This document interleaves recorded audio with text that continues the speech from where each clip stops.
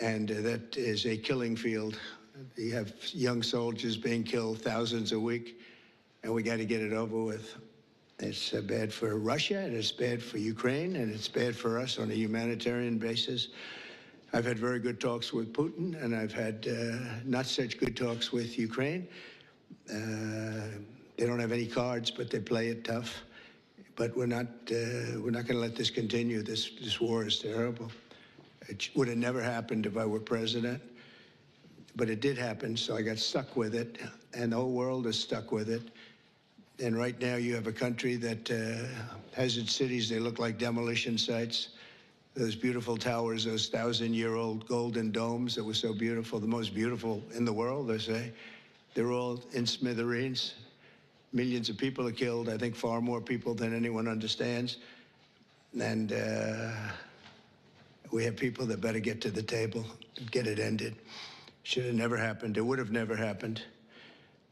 But I'm delighted to welcome America's governors to the White House. You're amazing people. Even the Democrats are amazing people, some of you. And we've worked together. Actually, we work very well together.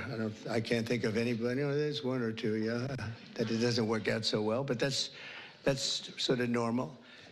But I do want to welcome you, and I want to let you know that anything I can do, I'm here. I'm here for you.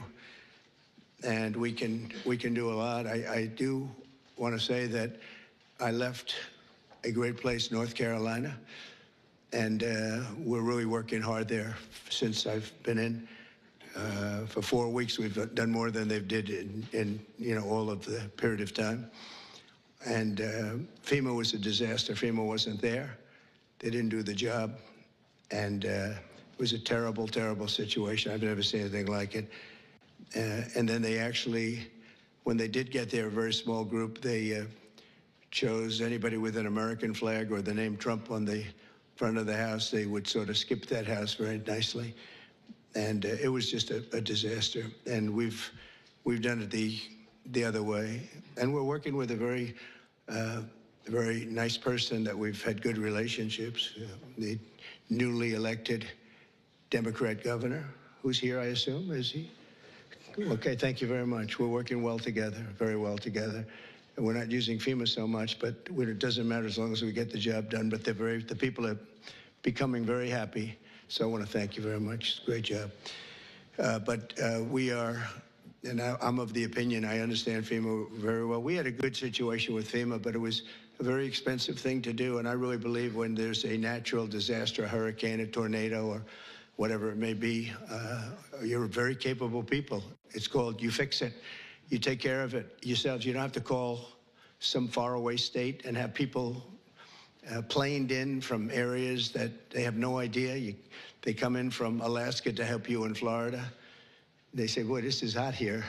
This is, by the time they figure it out, everything would have been fixed. It's not a good situation. It's very expensive. You spend at least twice as much. They don't negotiate. They go out and hire local contractors, and they have no idea who they are. And I'd rather have my governor from South Carolina, Henry. I'd rather have Ron. I'd rather have from Florida. I'd rather have, I could name just about everybody in this room. I'd rather have you do it. You'll save a lot of money. And we'll send the bills. We'll pay, I think, far less. We have to have, you have a little bit of skin in the game. Otherwise, those bills will be much higher than they're supposed to be. Especially with a couple of you in this room who I know will get bills that you wouldn't believe, record setters. But so I think 75-25 with the government, the federal government paying 75. And we'll go right through to probably either go through Commerce, maybe go through Marco, because Marco's very good with money. I don't think I'm going to give him to the environmental gentleman, Lee Zeldin here, because Lee's going to say, what's this all about, huh? They gave me this, too. You have found some big stuff, by the way, some big fraud. You have, as he said, this one's not even explainable. We're talking about billions of dollars, so great job, Lee. Really, it's sad, but it's a great job you've done in a very short period of time. But I think Marco or Scott or Howard, and if wherever Howard may be, we want to congratulate him. He did Great. It was a great session. He got no Democrat votes. I thought he's been a Democrat all his life, and he got no Democrat votes. They all called him to apologize. And, you know, honestly, that shouldn't be. But he got approved yesterday. But today I'm delighted to welcome America's governors to the White House. And I've known many of you for a long, long time. And this week we're forging even stronger bonds of cooperation to better serve the American people. I also want to thank the members of my cabinet who have joined us for this meeting, and they really have gone right off the bat. And I also want to thank Senator Thune, because I'm hearing we set a record on approvals, and I was screaming. I thought it was going so slowly. I think we have a record. So I apologize to anybody I screamed at. But no, it was announced this morning. I think we had a record for the number of positions, so that's great. And they're great people. So I'll begin by introducing Secretary of State Marco Rubio. He scares me because he got 99 votes. So that's either unbelievably good, because he's an incredible diplomat and therefore he's Secretary of State and you couldn't have picked it, or I'm a little nervous about you, Marco. And the only vote he didn't get was our vice president, who couldn't vote because he had just left. So that's you got 100%. But it really says something. I think it says working together. It's an amazing tribute, I think. I'll let you know about it. I'll let you know about it in about 2 years, everybody. Marco's been great, and he's been in some big meetings with people at the highest level of states that we would say, states meaning other countries that we would have said wouldn't have dealt so well, but they're dealing very well. You have a great group of people with Steve Witkoff and Michael Waltz, and we're making amazing progress. I mean, we've made more progress on that situation, which is Ukraine, than they have in 3 years. Again, it's so sad that it began, but we're also working very hard in the Middle East. Another one that wouldn't have happened, we would never have had, that you wouldn't have had October 7th. They had no money. Iran was broke. We had sanctions up on Iran that nobody's ever seen before. They were literally broke, and they were not giving any money to Hezbollah, to Hamas. And how about Hamas yesterday with the babies? How about that, you know? We're going to take that. We're going to continue to take that? I don't think so. But I want to just thank you, Marco, for doing a great job. And Scott, you also. Scott went all the way to Ukraine. I said, don't do it. That's why they have telephones. But look, it's always better to meet in person. But I just didn't feel that it was good. And it was dangerous. You saw things on that train ride that you didn't like, I understand. You know, it's a pretty dangerous ride, a long ride. How long was that? 10 hours. 10-hour ride? It's after you get there. And a very dangerous journey, but he wanted to do it. He's a patriot. He wanted to do it. It's better to do it than it is with a telephone. Always better. I always say much better to meet in person, but that was dangerous. I like him. Therefore, I didn't want him to do it. If I didn't like him, I would have suggested he do it. In fact, I'd say, go back today and let's give it another shot. But I hear that they're going to agree pretty much with what, but that's not the big thing. The big thing is getting it done. And we'll get it done. Also, somebody who's been so popular right from the beginning, very, very little opposition, but she's fantastic. She was the Attorney General of Florida for 8 years, highly respected, and just an amazing person, amazing leader and woman, Pam Bondi. Good, Pam. How's it going? Good? You got enough work? You got a lot of work over there, I'll tell you, man. She's going to be unbelievable. I don't even think about it. Interior Secretary Doug Burgum. And Doug, I don't know if Doug's here. He was last night. Oh, good. You just disappear right into the woodwork, huh? Doug is a man who made a lot of money, actually, but in technology, sold to Microsoft for a lot, and decided he wanted to do a Trump thing, and he did, and he won easily. And he became a great governor of North Dakota. And really good. And he was all of a sudden thrown into the oil business, right? And he took that to a level that nobody ever thought possible. The job you've done there has been amazing. And I watched he ran. Then I said, I like that guy. He was one of the few that didn't hit me. He was He was after my position, but he never said anything bad about me. I said, okay, that's one checklist that we have good. You know, it's one of the ones. But he's been, he was an amazing governor, and he really became an expert on energy. And when I was with him, I realized I wanted him someplace. I didn't know exactly where, but I thought it would be the Department of Energy. I kept talking because the state has done so well. And I said, look, I want you to just hold it, and I want to put you there. He said, sir, I have somebody much better than me on energy. Who? Chris Wright. I said, who the hell is Chris Wright? He said, is Chris here? I don't even know. Is Chris here? Hello, Chris. Boy, am I giving him some buildups. I did the same thing last night. But he's the top guy in the whole, they say, on the planet for energy, in all forms of energy. Even clean, beautiful coal that we're going to be using like Germany does now. They're opening up a plant a week. And they're opening up in China more than, somebody told me, 2 plants a week, you know, but we're supposed to use the wind, which doesn't work. Doesn't work from a practical standpoint. But I just want to welcome you because you had the greatest man. When he said, you're probably the only man, because I know Doug, he's got a big ego. And you're the only man I've actually heard him say something. He said, he's so much better than me on energy. He's better than anybody. And so we made a move.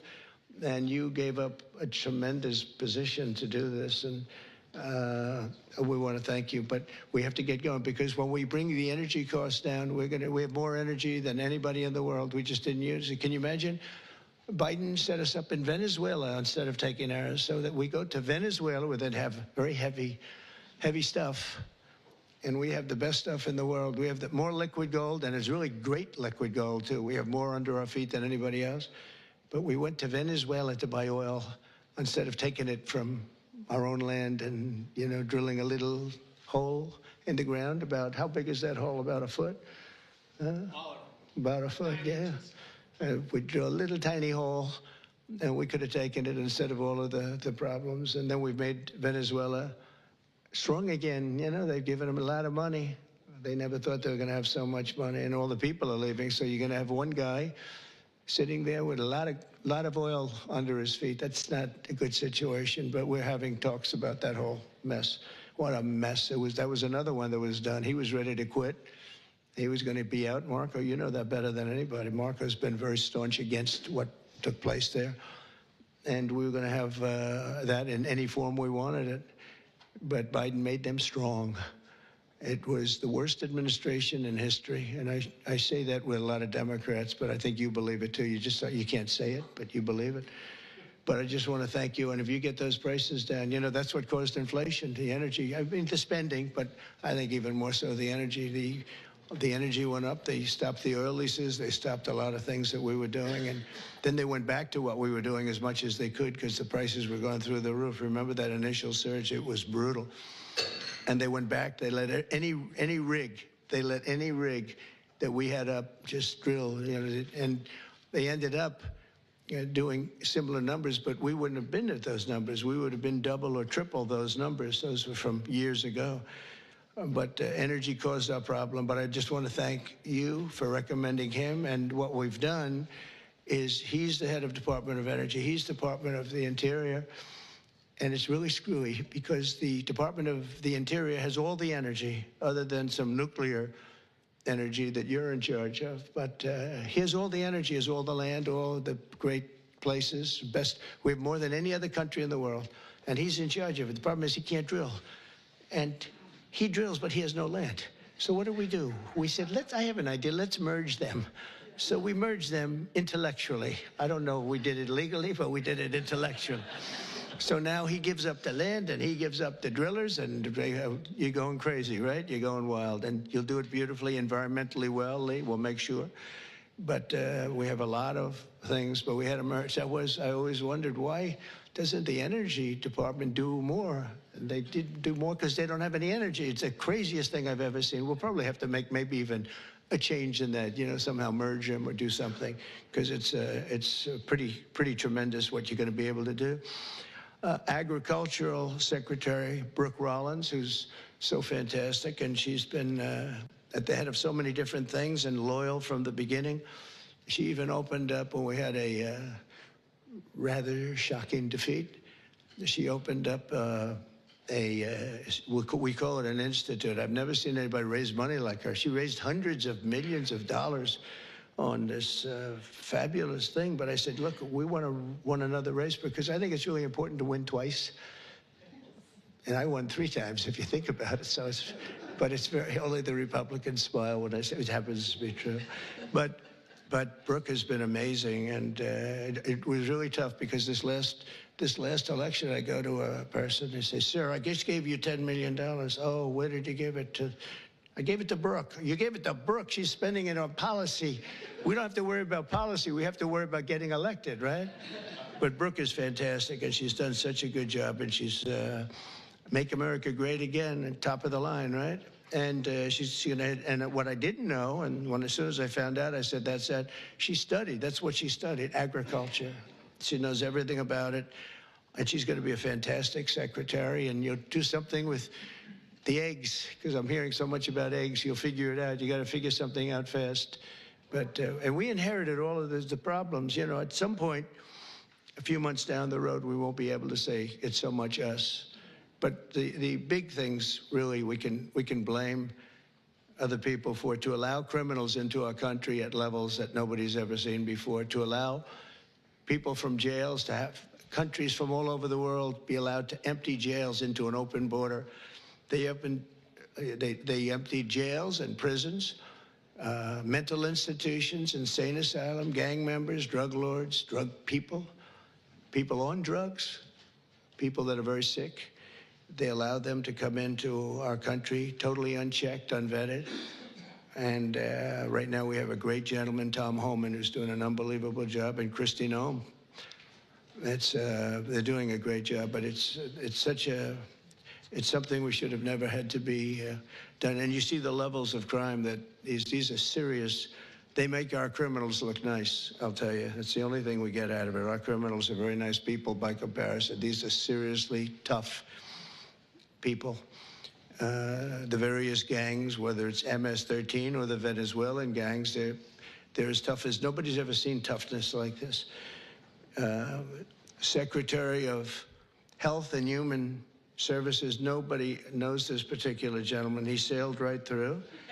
I thought he'd get a lot of, I said, well, he's going to get a lot of Democrat votes, Ron. I said, he's going to be an easy one, right? I told Ron DeSantis, I said, this one's going to be so easy. He's going to get all those Democrat votes. I don't know. You thank goodness for the Republicans, right? Robert F. Kennedy Jr. And where is Bobby? Where is Bobby? So congratulations. Was that as easy as you thought? Just quit. Well, in the end, they all voted for him. He did pretty well. You got through. But, you know, we have one stat that I quote, the autism stat. And you hear different numbers, but it's thousands. They say between 10 and 20,000. So if you go back 15 years ago, we had like nobody. It was 1 in 20,000. Now we have 1 in 34. Is that right? 34. So 34 or 36 kids have autism. And if you go back, I guess 18 years, that whenever that was done, it was 1 in 20,000. So we got from 20,000 to 34, 36. That's unbelievable. So there's something wrong. There's something wrong. We've done something wrong. There's something, you're going to figure it out. Maybe it's a spray that we spray all over the place that nobody else does. Other countries don't. The Pennsylvania Dutch, they don't do anything, and they're amazingly healthy. And he understands. He's working with Dr. Oz, who's a really smart guy. I know him very well. And those two guys are going to figure it out. They're also going to figure out why in the United States we pay $1,300 for a drug, one that we were talking about, and in London they pay, literally they pay $200, even less. $88, I heard in one case yesterday. They pay $88, we pay $1,300 for the exact same drug from the exact same factory, from the same plant where it's made. We've got to figure that out. So I hope you focus really a lot on the cost too, because Americans are being screwed, and it's no good. They're not going to put up with it. Secretary of Housing and Urban Development, another one I know very well. He's going to be fantastic, Scott Turner. So, Scott, congratulations. Man, oh, man, you are something. He got up and we had a great meeting yesterday, right? He got up and spoke. He's a good speaker, that one. And everybody loves you. Everybody knows you. Great guy. You're going to do fantastically. Well, you got a good record.